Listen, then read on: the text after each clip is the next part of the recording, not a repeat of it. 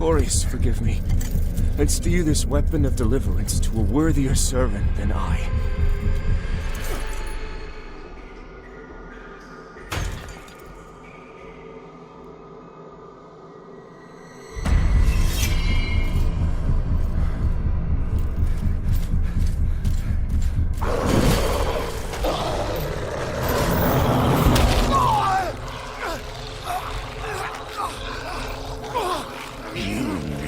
Possessed the metal for this, Crusader. You failed.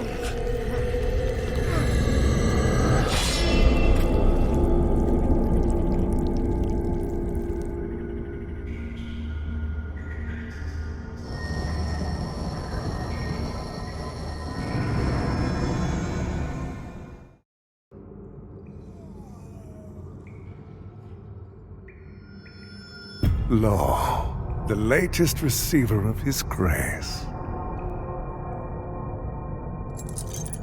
Great potential dwells within you, doubtless, for you to be chosen thusly. And so does Aureus' wisdom guide my hand in the bestowment of this subsequent boon.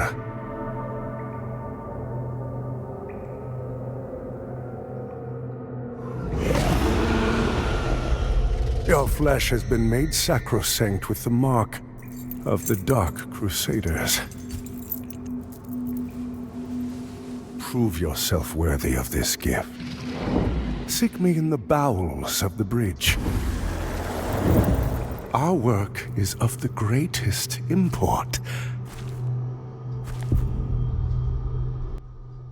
The Defiled Sepulchre was my starting point in Lords of the Fallen.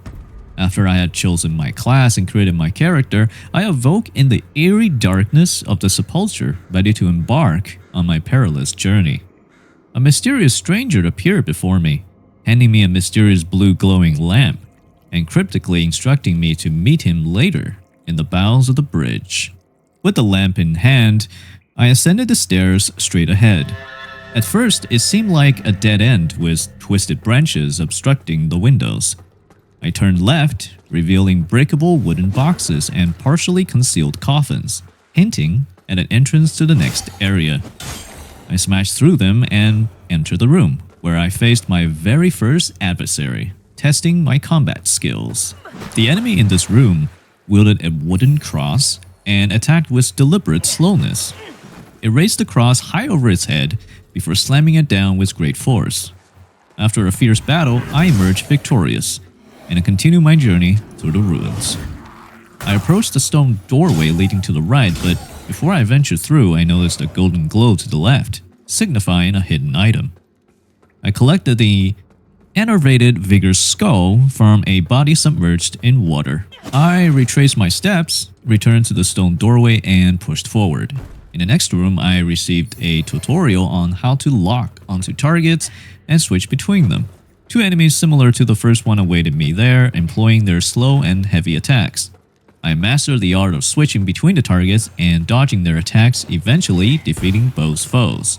Once I had cleared the area, I climbed a small set of stairs on the left side of the statue. These stairs were tucked away in the far right corner of the room for my initial entry point. As I reached the top, the game prompted me to sprint and leap across a gap in the corridor. However, I decided to drop down instead and discovered a valuable tint called Forsworn. Leaving the room behind, I returned to the statue chamber where I had just vanquished the two enemies. I ascended the stairs again, sprinted, and gracefully leaped over the gap to reach the other side. At the end of the corridor, I turned left and encountered an enemy with ranged attacks at the far end. This encounter offered a tutorial on evading attacks, which I successfully mastered. I defeated the ranged attacker, and at the top of the stairs, I collected a throwing rock item. Having explored the basic of my inventory, I delved further into the rubble and spotted a lone enemy beneath a suspended corpse. This enemy also wielded a wooden cross but attacked slowly, offering me a perfect opportunity to test my ranged combat skills. After dispatching this foe, I used my ranged weapon to strike the suspended skeleton and acquire my very own wooden cross. I proceeded to the right and approached the door where Moth fluttered outside. This indicated it was time to use my umbral lamp to transition into the realm of the dead umbral. I raised the lamp and gazed into umbral, where the door transformed and an eerie eye observed me. However, an umbral entity obstructed my path. I turned left and approached an iron gate, activating my umbral lamp to reveal the door's hidden passage. As I entered this section, an enemy awaited me. After dealing with this adversary, I moved to the left to learn about attack combinations and confronted 2 more enemies just ahead. I continued past the rubble and entered a corridor with a red hue, where I received guidance on healing and the role of the sanguinarix. Further along, I reached another dead end with a broken bridge and water below. Peering into umbral, I noticed 2 hands almost connecting, providing a way to reach the other side. Careful not to fall while just peeking with the lamp, I rifted into umbral to bridge the gap. Upon reaching the other side, I collected 3 more wither ward from a body. I then dropped down to the left and targeted a blue glowing body in the corner, which I identified as a soulflay obstacle. I skillfully performed a soulflay move to clear the thorns blocking my path. Descending to a lower ledge, I ventured to the right to continue my journey. Here I discovered how a soulflay targets and manipulate their movements to my advantage. After practicing on the target below, I ascended the slope to the left utilizing the hand-like section. My path was once again obstructed by thorns and a body suspended from them. I locked onto the target and executed a soulflay, removing the thorns. At this point, my soulflay charges were nearly depleted, so I siphoned more from enemies and blistered around the room to replenish them. I followed the path to the next enemy and learned about the wither effect that could harm my health while in umbral. After dispatching the first enemy, I noticed 2 more foes beneath a statue. I eliminated them, then targeted the statue, employing soulflay to make it drop a saintly quintessence. Continuing to the right, I hurled myself from the top ledge onto an enemy below, executing a plunge attack. I turned to face the bone ramp and walked up, mastering the art of manipulating an enemy's movements with soulflay. Reaching the top, I climbed a ladder and entered a corridor, only to find it blocked by thorns. I ventured outside through an opening on the right and performed a soulflay on the suspended target, clearing the thorns and allowing me to continue.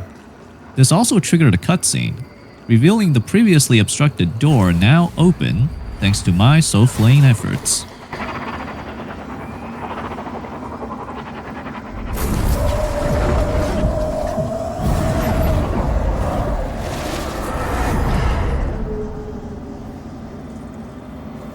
At the end of the corridor, I encountered an effigy. These mystical objects could transport me from umbral back to Axiom. Knowing their significance, I knew I'd find more scattered throughout Mournstead during my journey, offering the only means of returning to Axiom. Back in Axiom, the path ahead unfolded, leading me down the stairs to the left, and near the bottom, I faced another enemy, providing me with the opportunity to practice kicking them from higher ledges. I descended further and found myself back at the door I had encountered earlier. With determination, I opened it, concluding my time in the Defiled Sepulchre as I stepped into the ominous realm of abandoned Red Corpse.